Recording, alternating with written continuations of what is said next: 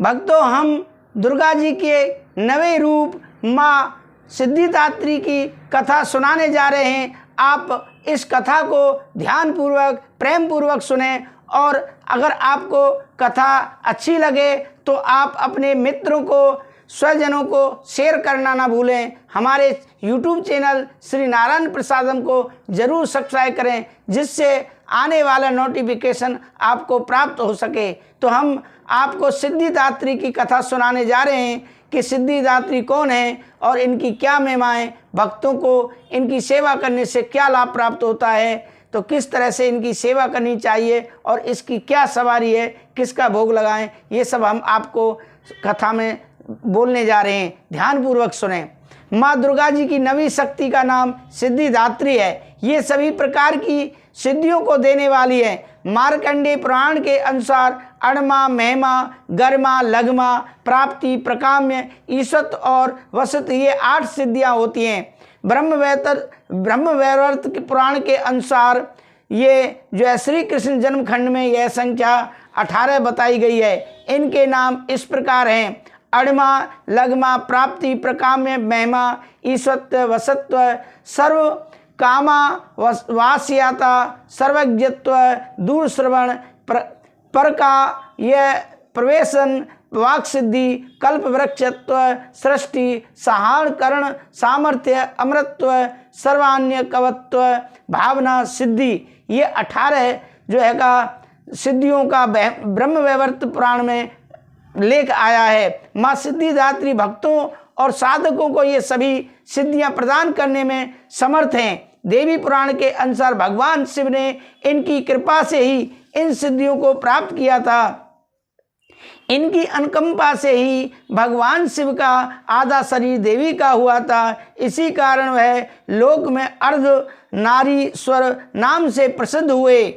माँ सिद्धिदात्री 4 भुजाओं वाली हैं। इनका वाहन सिंह है। ये कमल पुष्प पर भी आसीन होती हैं। इनकी दाहिनी तरफ के नीचे वाले हाथ में चक्र, ऊपर वाले हाथ में गदा और बाईं तरफ के नीचे वाले हाथ में शंख और ऊपर वाले हाथ में कमल पुष्प है। नवरात्र पूजन के 9वें दिन इनकी उपासना की जाती है। इस दिन शास्त्रीय विधि विधान और पूर्ण निष्ठा के साथ साधना करने वाले साधक को सभी सिद्धियों की प्राप्ति हो जाती है। सृष्टि में कुछ भी उसके लिए अगम्य नहीं रह जाता। ब्रह्मांड पर पूर्ण विजय प्राप्त करने की सामर्थ्य उसमें आ जाती है।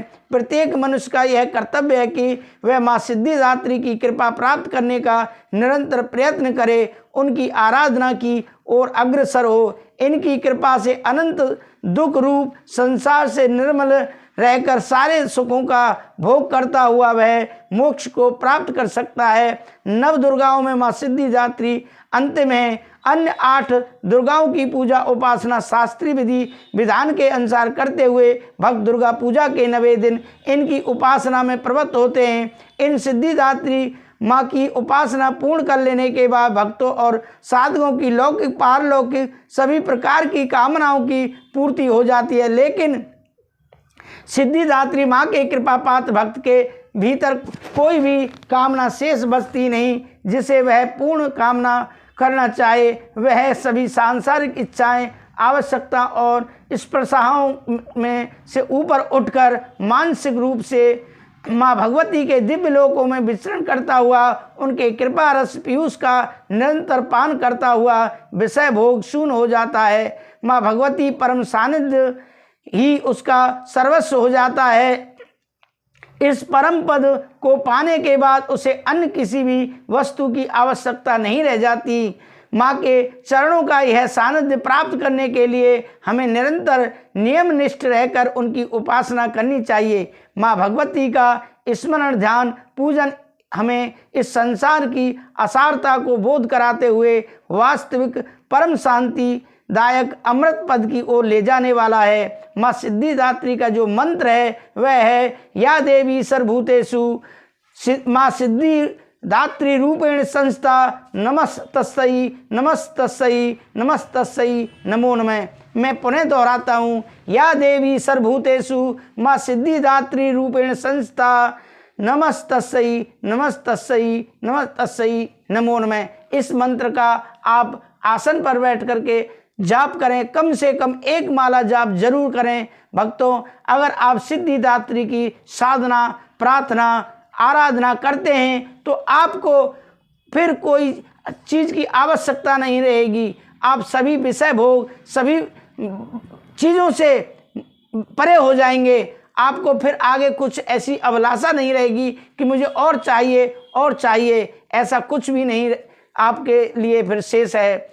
माँ सिद्धिदात्री की साधना बड़ी सहज और सरल है। ये माँ सिद्धिदात्री इतनी सहज और सरल हैं कि आप इनकी उपासना बड़े आसानी से कर सकते हैं। स्नान आदि से निवृत्त होकर के आप इनकी माला प्रतिदिन जपें, तब भी कोई बड़ी बात नहीं। आप प्रतिदिन 1 माला प्रतिदिन जपें, ऐसा मेरा आपसे अनुरोध है। और निवेदन करता हूँ कि आप सिद्धिदात्री नवरात्रि के बाद विसर्जन करें, तो आप विसर्जन करते समय आप भगवान माँ को क्षमा याचना मांगें कि हे माँ, हमने 9 दिन जो पूजा की है उसमें जो त्रुटि हो गई है, गलती हुई है, उसे आप हमें क्षमा करें। मैं कुछ भी करने योग्य नहीं हूँ। यदक्षर पद भ्रष्टम मात्राहीनम च यद्भवेत् तत्सर्वं क्षमतां देवी प्रसीदय परमेश्वरी। हे माँ, मैं अधिक कुछ नहीं जानता हूँ। जो भी पूजा पाठ किया वह सब आपकी ही कृपा से मैंने किया। मेरे पास कुछ भी करने के योग्य नहीं है। इसी तरह से क्षमा याचना मांगें। और भक्तों, जो सामग्री आपके पास है उसे, अगर थोड़ी सामग्री है तो गमले में गाड़ दें, खाद बन जाएगी। और ज़्यादा है तो आप अपने घर में कोई कच्ची जगह उसमें गाड़ दें तो वो खाद बन जाएगी। लेकिन आप यमुना जी अथवा नदी में नहीं बहाएं, क्योंकि उससे पानी प्रदूषित होता है। और निवेदन भी करता हूँ कि किसी पीपल के पेड़ के पास अन्य ऐसी जगह नहीं मूर्तियों को फेंकें, क्योंकि वह मूर्तियाँ फिर एक न एक दिन हमारे पैरों में ही आ जाती हैं। आज हम बड़ी श्रद्धा से उनको हम देवी के रूप में देख रहे हैं और वही मूर्तियाँ फिर हमारे पैरों में पड़ती हैं, तो यह भी ठीक नहीं है। इसीलिए आप मूर्तियों को कहीं व्यवस्थित रखें। राधे राधे, जय श्री राधे।